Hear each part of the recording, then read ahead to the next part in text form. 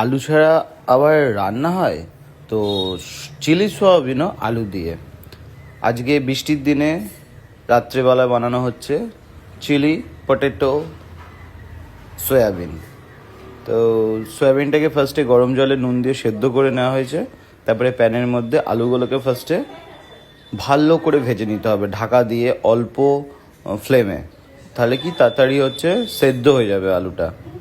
ঢাকা দিয়ে দিয়ে এটা কুক করে নিতে হবে। তারপরে সয়াবিনটা থেকে জল যেটা সেটাকে হাতে করে চিপটে জলটাকে বার করে তার মধ্যে যত রকমের মশলা আছেন আপনাদের বাড়িতে সমস্ত মশলা দিয়ে দিন, নুন দিয়ে দিন, সাথে কর্নফ্লাওয়ার দিন। কর্নফ্লাওয়ার ছিল না, ময়দা দিতে পারেন, ময়দা নেই আটা দিয়ে দিতে পারেন, বা যদি কিছুই না থাকে কিচ্ছু দিতে হবে না, এমনি মশলা দিয়ে ফ্রাই প্যানে ফ্রাই করে নিন।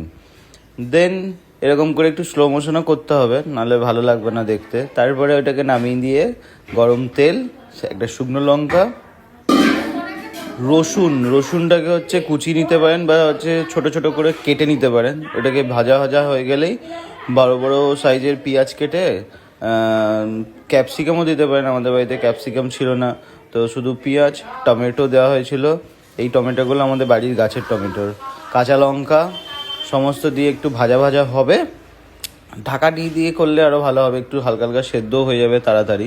তো ঢাকা দিয়ে দিয়ে ভেজে যখন ব্রাউনিশ হয়ে যাবে তারপরে দিয়ে দিতে হবে আলুগুলো এবং তার সাথে ভেজে রাখা সয়াবিন।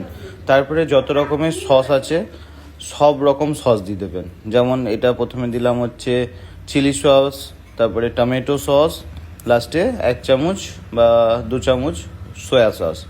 দেন ভালো করে নাড়িয়ে একটা সুন্দর বলে দিতে হবে। প্লাস্টিকের জামবাটিতে দিলে হবে না, একটা সুন্দর বলে